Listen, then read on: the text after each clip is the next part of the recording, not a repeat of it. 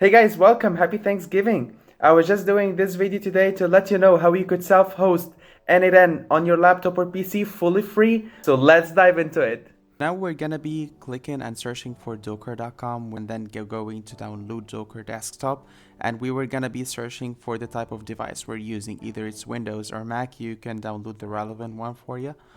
But here I'm gonna be stopping it because I already have it downloaded. But after having it downloaded, we're gonna be setting it up, accepting all permissions that the app needs, including at the end restarting your laptop. After you get all the setup done with Docker, you're gonna be restarting the laptop.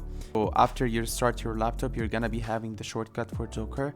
You can just click on it. And we're gonna be clicking from the app on sign in, and then here we can sign in with either Google, GitHub. It's gonna be signing in to your account. Here we go. Just got signed in. After you get signed in, you're gonna find here images and containers. These are the two main things we're gonna be using for this tutorial. Basically, for images here, you're gonna be clicking and searching for n8n io/n8n. So here you're gonna find the 100 million plus downloads. The first tab that's gonna be appearing, you can click there and pull. Once you click on pull, it's gonna be giving you this image as shown here. So once you get this image, be clicking on the run button as shown to create the container, which is the next step. We're gonna be writing the container name, whatever, n8n container, and there the host port we're gonna be writing, let's say 5678 as they suggested. Path, you can create an n8n folder on your laptop or your C folder, D folder, whatever you would like.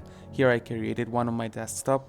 And most importantly here is the environment variables. Here n8n is going to be self-hosted on your laptop. You will need to be able to communicate with outside. You will have to a webhook URL. This is something we're going to be discussing in more detail in the channel, but just do the steps that I'm going to be showing right now for you to be able to use n8n and communicate with any outside applications that you would like to.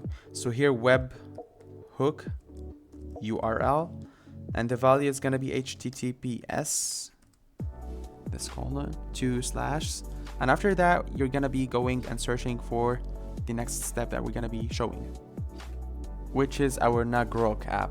We're gonna be searching here for Ngrok as shown. Once we get into Ngrok, we're gonna be signing up and creating an account. I'm already having an account here, so it already got signed up. If you're just new to it, you can just sign in using Gmail, sign in using your GitHub, whatever, or writing an email and creating an account. You're gonna be redirected right away to set up an installation.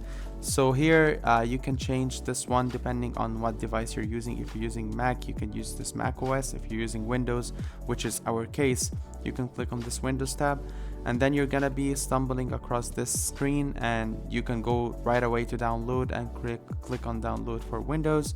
And then I will just stop it because I already have this downloaded. So once you get this downloaded, here we're going to be extracting the file in order for us to be able to get into Ngrok application itself. Here we're going to be having the two links that we're going to be copying in order for us to access Ngrok itself. As you see, first one is the configuration, second one is the one that we're going to be using in order to start the local host. Basically as well, we have this third website description.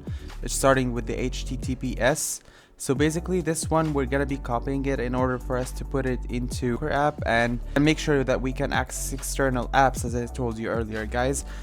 So we're going to be using this link with Docker. So firstly, let's copy it, and then let's go into Docker window that we were on. And here, after the HTTPS colon and then /, you can just paste this. Run for sure. I'm not going to be clicking on run because I already ran it before and I already got the container there. So here we're going to be trying to search for Ngrok. And then we're going to be pasting the two lines, the configuration first line that I just showed you earlier. Just take it, copy, and then paste it for sure. I'm just going to be blurring this because you guys are not supposed to be seeing, but you can just take the first link and then make copy and put it paste into the Ngrok app, and then just copy as well the Ngrok HTTP and the number of the local host.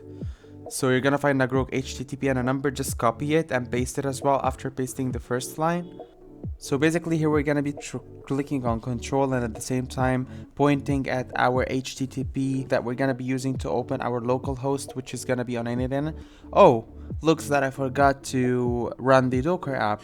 Let's go back to the Docker app and try to make sure to run it, because I created the container and I forgot to run it. So basically you have to do this step every time before you start your n8n. You have to open Docker and run this container that you did, and then open the other Ngrok, like search for Ngrok, and when you have this window you just copy the first line and copy the second line as shown. So you do these 3 steps and then you're gonna be having n8n being open each time you use n8n. So you have to do these 3 steps every time you open n8n. Here we go. You're gonna be asked about your name, your email, and some details like the password and stuff, because it's gonna be your first time to open n8n. Since it's not the first time for me, so here I just went into n8n straight. You're gonna be having these details, just fill them and you're gonna be getting into n8n with the, and here you see the workflows, the credentials, and the executions. You can just click on create workflow and you're gonna be starting your first n8n workflow, and it's gonna be also linked with the webhook URL that you used using Ngrok to any other external applications, so you could get connected to WhatsApp, Instagram, Facebook, any application that you would like to easily. And yeah, just looking forward to show you next tutorials about other stuff and to help you with automating your businesses and generating ton of revenue and saving time and money. See you in the next video.